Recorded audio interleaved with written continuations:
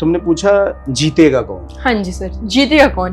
Main मुद्दा। Russia Ukraine युद्ध में रशिया जीतेगा, नो डाउट, पूरी दुनिया जानती है। यूक्रेन का वहां का प्रेसिडेंट है या प्रधानमंत्री जो भी है, व्लादिमीर जेलेंस्की। आप किसे चुनते हो? आप चुन रहे हो एक कॉमेडियन जो सीरियल, एक वहां पे बहुत पॉपुलर कोई सीरियल हुआ था जिसमें कॉमेडी करता था। इजराइल एक ऐसा देश है, इतना वीर देश है, पूरे दुनिया में छोटा सा देश है और अपने स्वाभिमान और वीरता के लिए जाना जाता है।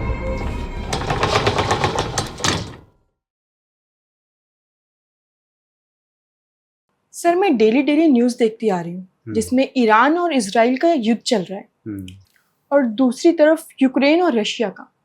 तो आप इस टॉपिक पे क्या बोलना चाहेंगे?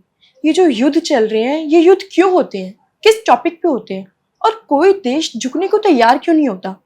जैसा कि अभी हमने देखा, हमारा इंडिया और पाकिस्तान का भी युद्ध हुआ था, लेकिन वो बहुत जल्दी सॉल्व हो गया। लेकिन मुझे समझ नहीं आ रहा कि इतने युद्ध हो क्यों रहे हैं और कोई झुकने को तैयार क्यों नहीं। आप इस पे क्या कहना चाहेंगे? कौन जीतेगा और कौन हारेगा? देखो, मैं तुम्हें बता रहा हूँ कि देश जब बात आती है ना, तो देश में जैसे हमारे देश की आबादी है लगभग 150 करोड़ जी।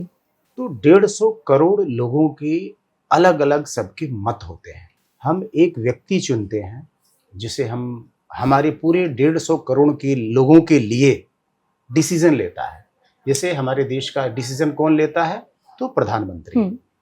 तो हमारे देश के प्रधानमंत्री कौन है? नरेंद्र दामोदर दास मोदी। ऐसे ही पाकिस्तान का प्रधानमंत्री कौन है? शहबाज शरीफ जी।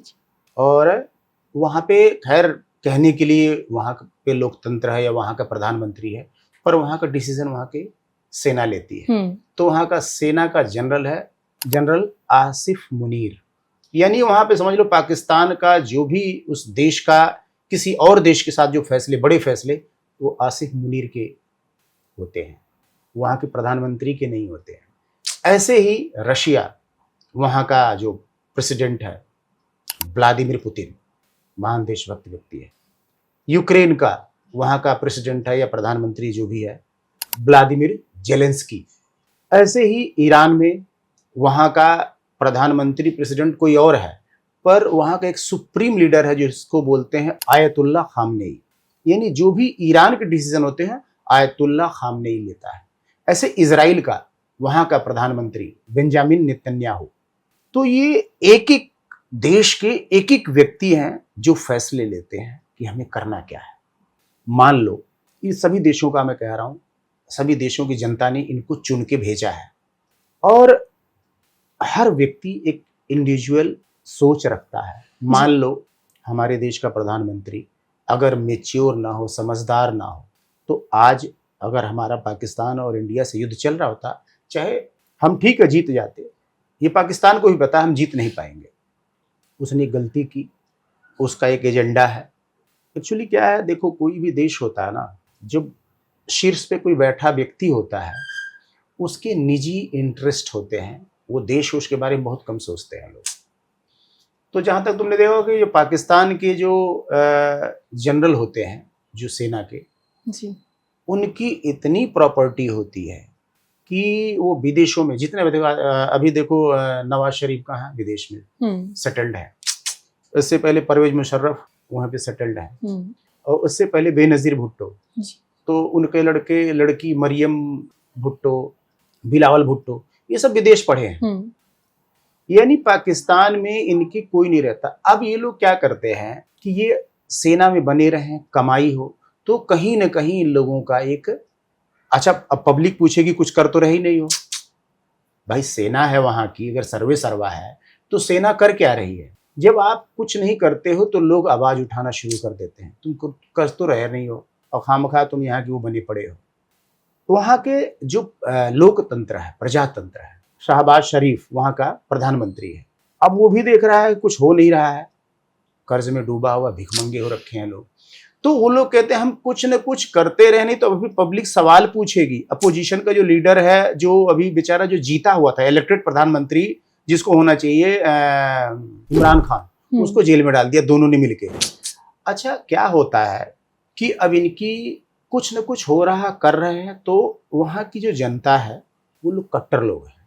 अपने इस्लाम को लेके, धर्म को लेके इनको गोली एक कोई देते रहो, ये लोग उसमें खुश रहते हैं। तो अभी कुछ समय पहले आया, उसने देखा होगा, आसिफ मुनीर ने आके बोला हम तो कलमे के आधार पे हमारा देश बना है, हम तो बड़े जज्बे वाली कौम है, और कह के और पहलगाम में एक आतंकवादी घटना ये लोग कर देते हैं। अब देखो हमारे देश का एक प्रधानमंत्री कितना खूबसूरत डिसीजन लेता है, पूरी कैबिनेट की मीटिंग बुलाता है, बड़े बड़े युद्धजीवी अजीत डोवल जो हमारे सुरक्षा सलाहकार हैं, हमारे रक्षा मंत्री राजनाथ सिंह हैं, और भी जो लोग गृह मंत्री हैं, सब मिलके, सेना, तीनों सेनाएं हैं, मिलके कहते हैं कि क्या किया जाए, कि वहाँ की जनता का तो कोई अपराध नहीं, करने वाला कौन है सबको पता है कि सेना करती है, वहाँ की आईएसआई करती है, वहाँ की गवर्नमेंट इन्वॉल्व होती है।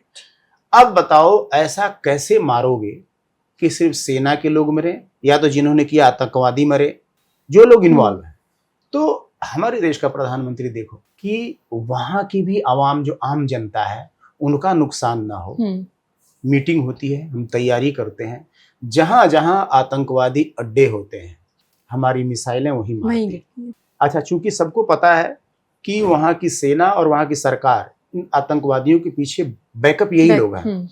भाई वहाँ के जब बम गिरेंगे, लोग आतंकवादी मरेंगे, तो वहाँ के लोग भी तो कहेंगे तुम क्या कर रहे हो, कि तुम्हारा सपोर्ट कहाँ है। तो वो लोगों ने भी वहाँ से मिसाइलें या अपने लड़ाकू विमान भेजे या ड्रोन भेजे, जो तुर्की ने भेजे थे। हम लोग पहले से प्रिपेयर्ड थे, और हमारे यहाँ का जो डिफेंस सिस्टम है, सारी अलग अलग लेयर पे एक भी बम या बहुत, मेरे ख्याल से माइनर कैजुअलिटी हुई तो हुई हो, कुछ भी नहीं हुआ, हमारा कोई नुकसान नहीं हुआ। तो हमारे देश का प्रधानमंत्री ऐसा है। बिल्कुल। और इतना मारा हम लोगों ने, इतना दबाव बना, उन्होंने देखा, अभी तो कह रहा हूं कि हम लोगों ने सिर्फ उनको मारा जो इसमें डायरेक्टली इन्वॉल्व थे। अब ये सब डर गए, इन्होंने देखा अच्छा इनको कोई साथ नहीं आया, कोई देश इनके साथ नहीं है, क्योंकि पूरी दुनिया ने देखा कि इस साले कितने कमीने हैं, नीच हैं, तुम मार किसको रहे हो, किस पे मार रहे हो। हस्बैंड वाइफ घूमने गए अपने बच्चों के साथ, उनको मार के और इस लेवल पे पैंट उतरवा के उनकी शिनाख्त करके, तो दुनिया ने देखा गया कि बाप रे बाप, ये इतना नीचता, इतनी गिरी हुई हरकत, कोई साथ नहीं आया। अब इनकी फटके हाथ में आ गई। फिर उन्होंने जो है कोई मध्यस्थता कराने को तैयार नहीं। अमेरिका से बोला, हमने पहले ही बोल दिया था अमेरिका भाई बीच में मत आना, कोई नहीं आया। अब जब इन्होंने पिट रहे हैं बुरी तरह, इन्हें देखा कि कहीं, फिर इन लोगों ने जो है इनके जो डीजीएमओ हैं, उन्होंने बात की, और फिर हम लोगों का जो काम तो हो गया था। हम लोग नहीं चाह रहे थे, हम लोग भी नहीं चाहते भाई, देखो लड़ाई अगर बढ़ती है तो उसके बाद लड़ाई बढ़ती तो वहाँ की भी आम जनता प्रभावित होती। तो फिर हम लोगों ने जितना करना था कर दिया, और अभी भी हमने होल्ड किया है, जो हमारे ऑपरेशन है वो होल्ड किया है हमने, और अभी भी काम चल रहा है, पर अलग तरीके से चल रहा है, डिप्लोमेसी के थ्रू चल रहा है, और भी बहुत सारे तरीके हैं जो गोपनीय तरीके से सेना और हमारी सुरक्षा एजेंसियां कर रही हैं, तो उस पर हम नहीं जाएंगे। ऐसे ही इसलिए कहते हैं चुनाव के वक्त जो उंगली दबती है ना आपके, सोच समझ के करना चाहिए। आज हमारे देश का प्रधानमंत्री इतना बुद्धिजीवी समझदार नहीं होता तो आज हम लोग इतने सेफ, सुरक्षित और शांत नहीं बैठे होते। ऐसे ही अब आप आ जाओ यूक्रेन, वहाँ का भी एक प्रेसिडेंट है जी, जेलेंस्की। देखो आप किसे चुनते हो, आप चुन रहे हो एक कॉमेडियन को, जो सीरियल, एक वहाँ पे बहुत पॉपुलर कोई सीरियल हुआ था जिसमें कॉमेडी करता था ये। अच्छा, ये सारी गलती जनता की है, जो आप जिसको ना चुनते हो। बिल्कुल। आपने एक कॉमेडियन को चुना, और कॉमेडियन यानी कि अब उसका ईगो देखो, अच्छा खासा सब पूरी जनता शांति से रह रही थी, देश बढ़िया से चल रहा था, एक उसको फतूर सूझा पता नहीं कहाँ से कि हमें नाटो का मेंबर बनना है। नाटो का मेंबर बनने का मतलब, आप वैसे कि जितने नाटो की सेनाएं हैं या उनके देश हैं, वो उनके देश में यानी कि यूक्रेन में उनका आना जाना, सेनाओं का सब चीज़ जो है वो शुरू हो जाता है, जो बिल्कुल रशिया से उसका लगता हुआ बॉर्डर है। और जितने नाटो के सदस्य देश हैं, सब इन लोगों ने ही मिलके, इसमें अमेरिका प्रमुख है, इन लोगों ने ही मिलके रशिया के इतने टुकड़े किए। अब तुम बताओ कौन देश अपनी इतनी बड़ी सुरक्षा ब्रीच बर्दाश्त करेगा। उसने सीधे मना किया कि भैया तुम ये काम मत करो, तुम जैसे रह रहे हो रहो, पर नाटो का मेंबर नहीं बनना आपको। उसने कोई ऐसी डिमांड तो नहीं की, अगर आप नहीं भी बनते, आज भी नहीं हो, तब भी नहीं थे, इससे पहले कितने सालों तक नहीं रहे, ऐसा क्या चला जाता। नाटो का मेंबर बनने का मतलब आपको इतनी गारंटी हो गई है कि आपको कुछ कहेगा ही नहीं, इतनी दादागिरी तो नहीं चलती। फिर रशिया ने देखा आओ न देखा ताव, जब देखा ये मानने को राजी नहीं है। अब देखो एक प्रधानमंत्री या एक प्रेसिडेंट यूक्रेन का, एक व्यक्ति, उसका ईगो इतना बड़ा हो गया है, अपने देश की न परवाह कर रहा है, अपने न जनता की परवाह कर रहा है, और अपना ईगो लेके चला और आज पूरा देश मटिया मेट करके रख दिया जी। यही फैसले होते हैं छोटे छोटे। ऐसे ही अब आ जाओ ईरान और इजराइल पे। Ayatollah Khamenei, supreme leader Iran का, सर्वोच्च नेता, प्रधानमंत्री, प्रेसिडेंट, सब कुछ नहीं है, जो भी फैसले बड़े लेता है वो लेता है। एक चिढ़ कह लो, यहूदी होना इन लोगों के लिए, मैं कह रहा हूं यहूदी होना इन लोगों के लिए इतना बड़ा चिढ़ है या अभिशाप है। एक यहूदी स्त्री ने इनके जो प्रोफेट थे मोहम्मद साहब, उनको जहर दे के मार दिया। ठीक है, उसके साथ जो यहूदी महिला के साथ जो भी हुआ, उन्होंने दंड दिया, मारा। आज भी यही होता है ना, हमारे घर का कोई एक सदस्य अपराध में लिप्त होता है तो सजा उसे ही मिलती है ना कि पूरे परिवार को? नहीं जी, उसे ही मिलेगी सजा, ऑफ कोर्स। पूरे परिवार का क्या दोष इसमें? तो अब उन लोगों ने क्या किया कि यहूदी महिला ने मारा, सारे इस देश में, इस दुनिया में यहूदी रहने ही नहीं चाहिए। सिर्फ इतनी सी बात है, ने ईरान कहाँ है और इजराइल कहाँ, उसे कोई लेना देना नहीं। और उस चीज के लिए उसने कितने अपने प्रॉक्सी पाल रखे थे, चारों तरफ से घेर रखा था। देख लो, फिलिस्तीन में हमास, यमन में हूती, लेबनान में हिजबुल्लाह, तीनों को फंडिंग करता है, पैसे देता है, हथियार देता है। इतना बड़ा, ये तीनों इतने बड़े संगठन हैं, इनके संगठन में लाखों हजारों की संख्या में तो सैनिक, मिसाइलें हैं। अब सोचो कितना पैसा देता है, और तीनों के तीनों जो है इजराइल को परेशान करते थे, कभी इधर से मिसाइल, कभी इधर से बम, कभी इधर से। अब इन लोगों ने एक दिन क्या किया, देखो गलती कहाँ होती है। फिलिस्तीन, हमास का इतना मन बढ़ा, इजराइल में घुस के पैराशूट के थ्रू लाके, पहले तो इन्होंने ना वो बुलडोजर से इनकी सीमा के तार और तोड़ के और उधर से घुसे और हजारों लोगों का कत्ल किया, रेप किया, बच्चों को, स्त्रियों को, बूढ़ों को, सबको मारा और ऊपर से बंधक बना के ले गए अपने साथ।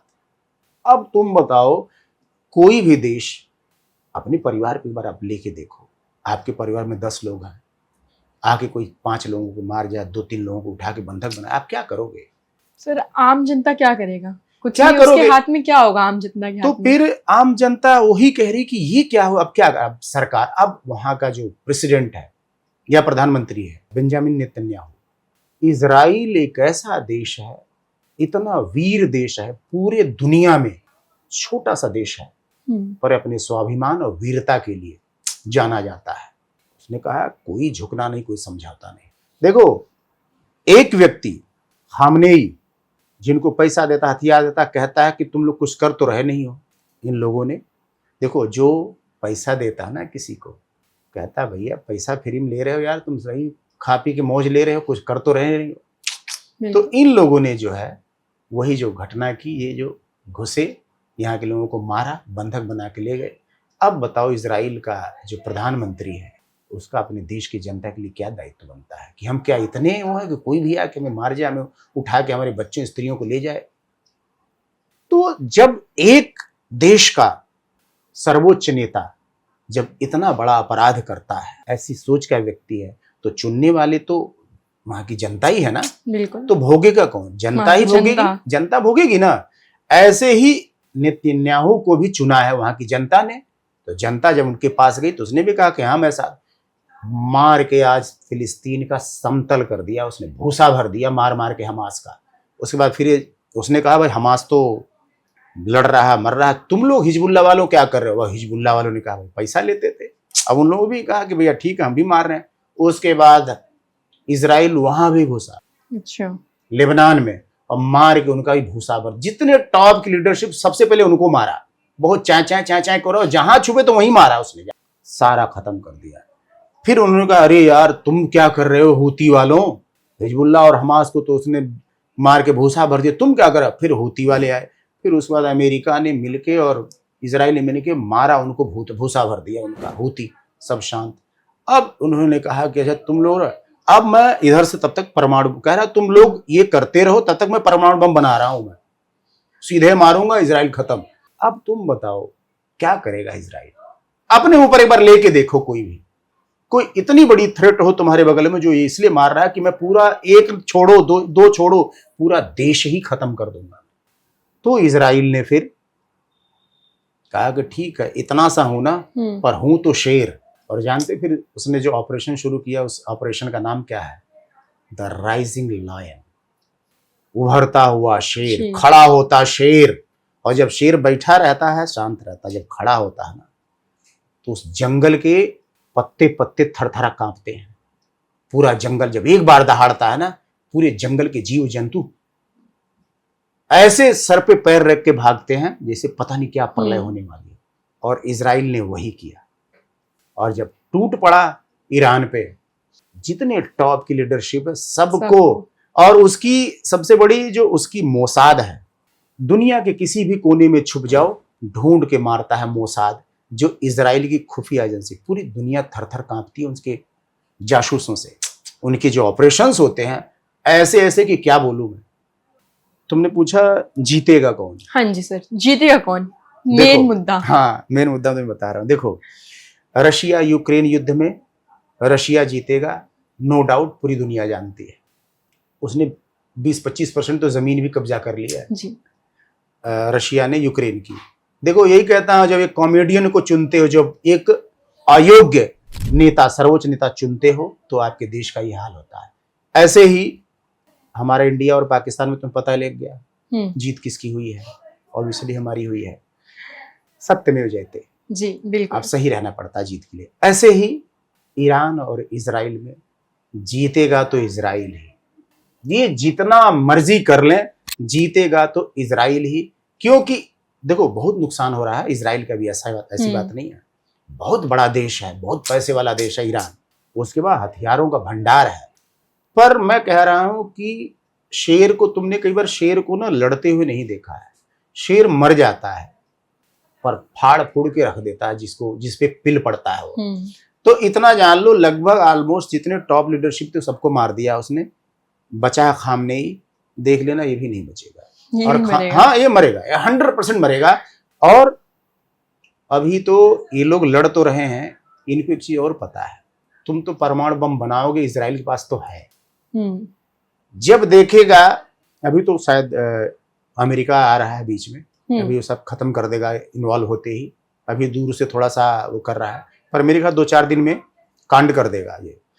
अब तुम बताओ, तुम परमाणु बम बनाओगे, उसके पास है, वो पहले ही खत्म कर देगा। जब देखेगा कि बिल्कुल अब हमारा मरता क्या ना करता, एक ही मारेगा, फिर कहां जाओगे बताओ तुम। आने वाली 7 पीढ़ियां तुम्हारी उस रेडिएशन से, उनका क्या हाल होगा भाई। जब किसी को कोई विकल्प ही नहीं है, देख रहा मैं मर रहा हूं, तो जाते जाते तो मार देगा ना वो। तो किसी भी कीमत पर मरना ईरान को है, भोगना ईरान को है। इसलिए कभी भी कहता हूं कि जो नेता चुनो बहुत बुद्धिजीवी हो, शांत हो जी, काम हो। सब कुछ जनता पे डिपेंड है। यस, इसलिए चुनते वक्त 100 बार सोचो। चुनाव है, देखो ऐसा नहीं है कि आप वोट डाल के चले आ रहे हो, नहीं, आप पूरा देश सौंपते हो। अपने परिवार के माता पिता, भाई बहन, बेटी बेटी का भी भविष्य उस पर डिपेंड करता है। अच्छा सर, कुछ लोग होते हैं जो वोट डालने नहीं जाते हैं, ऐसे ही सोचते इतनी लाइन में कौन लगेगा, इतनी धूप में कौन जाएगा, कुछ भी सोचते हैं, तो उनके लिए आप क्या कहना चाहोगे? देखो जो वोट नहीं डालने जाते हैं, मान लो 2 पक्ष होता है, एक पक्ष एक विपक्ष। अभी जो है आएगा तो विपक्ष भी और आएगा तो पक्ष भी। आप जिसको भी पसंद करते हो आप वोट डालो जी, हाँ वोट डालो। कम से कम आपका पक्ष आता है तो मजबूत तो रहेगा, संख्या ज्यादा होगी, बिल्कुल, उसके मंत्री ज्यादा आएंगे, तो जब दबाव में नहीं रहेंगे देश डिसीजन अच्छे लेता है। इसलिए वोट डालना चाहिए कि जो भी सरकार आए वो मजबूत आए। तो हो सकता है मान लो अभी जो लोग वोट डाले ना गए हों, तो अभी जो सरकार है तो वो आज देखो कुछ कमजोर पोजीशन में है ना हम लोग, फिर भी एडजस्टमेंट के साथ हमारे देश का प्रधानमंत्री बहुत बुद्धिमान है, बहुत बुद्धिजीवी है, बहुत अच्छे इंसान है, तो हमारा देश प्रगति कर रहा है और सुरक्षित है, हम सेफ हैं। तो कुल मिला के देखो जो युद्ध होता है वो एक व्यक्ति की जिद और उसकी मूर्खता भरे हुए जो डिसीजन होते हैं वो पूरे देश को नष्ट नाबूद कर देता है। और आज यही वजह है, आज पाकिस्तान सिर्फ कटोरे में डाले हुए भीख के ऊपर चल रहा है। आप देखो इतने बड़े बड़े दावे करते हो, जज्बे वाली कौम, कलमे के आधार पे बना है, आप अपने खुदा को का भी अपमान करते हो बार बार ये बोल के कलमे के आधार पे बना है, यानी आपका कलमा इतना कमजोर है क्या? क्यों बोलते हो? तुम्हारे देश के जो हुक्मरान हैं डिसीजन वो लेते हैं और लाते हो तुम कलमे के आधार पर बना है। एक जमीन का टुकड़ा है यार, हमारा हिस्सा था कभी। तो कभी भी ये जो धार्मिक उन्मादी लोग होते हैं ना, ऐसा कह के और अपनी भड़ास निकालते अपनी करते हैं और बस इतना सा है। तो इसलिए कभी भी देखो ये सारा जो युद्ध का जो जितना ही तुम देख रही हो, अच्छा अमेरिका तो नहीं लड़ रहा अभी, नहीं, और अमेरिका लड़ेगा भी तो वो जानता है जो मरा हुआ है उस पर जाकर 2-4 ठोर मार देगा बम, मरे हुए पे आकर 4 बम मार देगा, और वो क्योंकि वो रिस्क नहीं ले रहा है। नहीं तो अमेरिका इन्वॉल्व है, चारों तरफ से ईरान को घेर रखा है अमेरिका ने, सारी सेनाएं हैं अमेरिका की बिल्कुल ईरान के आसपास, बिल्कुल बॉर्डर के पास ही है। अभी चाहे तो 2 दिन में युद्ध खत्म हो जाए, अमेरिका इन्वॉल्व हो जाए तो, पर क्यों नहीं कर रहा है? वो एक रीजन ढूंढ रहा है इन्वॉल्व होने के लिए। बिल्कुल। तो उसके देश का जो प्रेसिडेंट है वो बिल्कुल अपनी प्रजा के लिए सही डिसीजन ले रहा है। तो यही सब चीजें हैं, आप चुनते वक्त बस थोड़ा सा विवेक का इस्तेमाल करो, बुद्धि का नहीं, विवेक का। जी बिल्कुल। सत्यमेव जयते। सत्यमेव जयते।